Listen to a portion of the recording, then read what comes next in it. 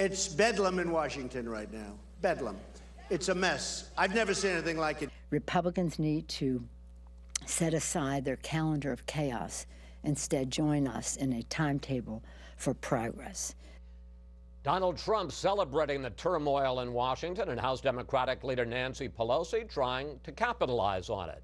And it's time now for our Sunday Group syndicated columnist George Will, Susan Page of USA Today, GOP strategist Karl Rove, and Fox News political analyst Juan Williams. So, Karl, what's going on with House Republicans? Should Paul Ryan take the job of Speaker? Will he take the job of Speaker? Yeah.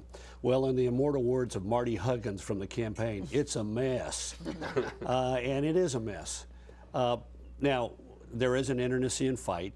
The Freedom Caucus, which you pointed out in your conversation with Jim Jordan, represents roughly 1 out of every 6 House Republicans, wants to run the House caucus. And the only way they can have influence is in the election of the Speaker, because the Speaker requires 218 votes. You elect the rest of the Republican leadership by a majority of the Republican caucus. But in order to get 218 votes, assuming Democrats vote against you, you can't afford to lose 40 Republicans. So will Paul Ryan take it? I don't know.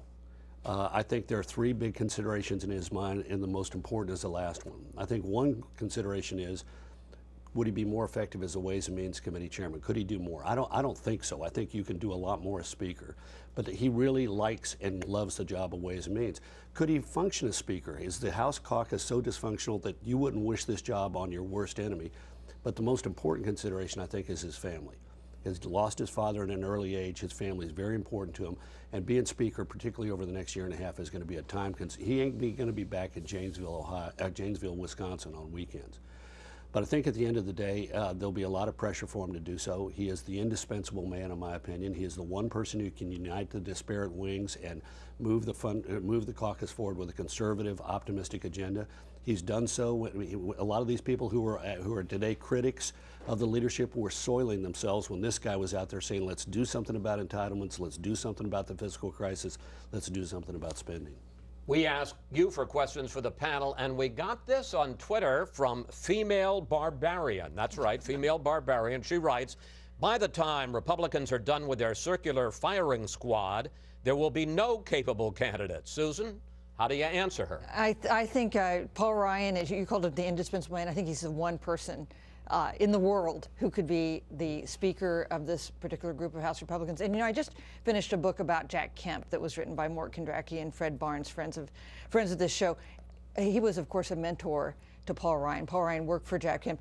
What would Jack Kemp have said? He would have said, impossible job, count me in, send me in, coach. And so I believe that in the end of the day, Paul Ryan is going to do this, but he's in a position of such strength to negotiate some deals going in that will make the job more doable than it is right now. You know, that's the question, George. Is he in a position of strength or not? Because as you heard Jim Jordan say, the Freedom Caucus isn't just going to bow down and say, oh, Paul Ryan, come on in. They're going to make demands about decentralization of power as Speaker. You know, I think Karl put his finger on it, which is, yes, you get 218 votes now, but when you get to the debt limit or you get to the budget or you get to another issue, are you going to have the votes to push your agenda? A, I don't think so. B, I don't think that's the most important consideration. Rarely is this country so fortunate to have exactly the right person in exactly the right place at exactly the right time, with Paul Ryan at chairmanship of Ways and Means. Biggest problem confronting the country is economic stagnation, which is a product of unreformed entitlements and unreformed tax codes. The only person in the government who can take the lead on that is there, in Paul Ryan at Ways and Means. Now it's as though we have an orchestra and they say we have this great lead violinist. Let's make him conductor. Babe Ruth's our best player. Let's make him manager of the team. That's just the wrong skill set. There are half a dozen good men and women in the House. I'm not saying they're all fungible, but they could do the job of conducting the business of the House. Leaving aside, and it's not our job to speak about his family, he has 3 children. They soon will be 3 teenagers. John Boehner, I was told by a leading House Republican, was on the road 200 days a year raising money. 220. 220. All right, but gentlemen, let me, before I bring one in, let me ask this question. Yes, it's nice to be the chairman of the House Ways and Means Committee, but if Republicans lose their majority in 2017, he's the ranking Republican on that committee. So, I mean, isn't it important to bring some order in so you can go to the country and say somebody knows how to run, to play this game, to use Casey Stengel's line. The Democrats had the bad judgment to lose a wave election in 2010, the census year. The way the districts are drawn, it's really hard for the Democrats to take control of the House in this decade. So he will be chairman for a while. Why? I mean, I'll just tee it up for you. What do you make of all this? Well, I mean, just in response to what George said, but next year is a tough year for Republicans in terms of Senate races. And what you've got right now is, even among, let's just be generous, even among people who are the most loyal Republicans, a real question. If this party can't govern itself, why should I trust them to govern the nation?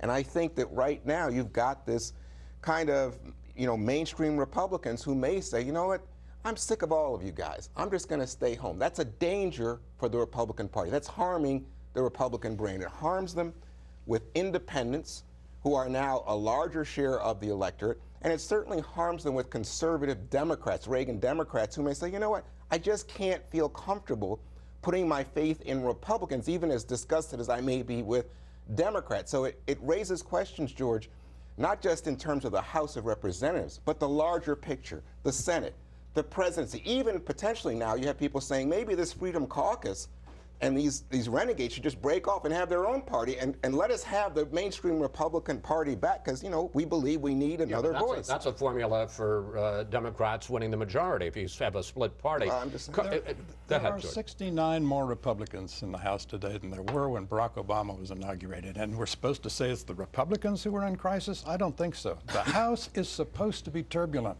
Founding Fathers designed it that way. It's supposed to be the most responsive to the gusts and eddies of public opinion. This is what you're looking at. Not dysfunction. Carl, I want to end on this exit question, which is that I'm told that for all of our talk about what the Freedom Caucus is demanding, that Ryan is going to take his time to make sure he has an effective majority of 218. He knows numbers.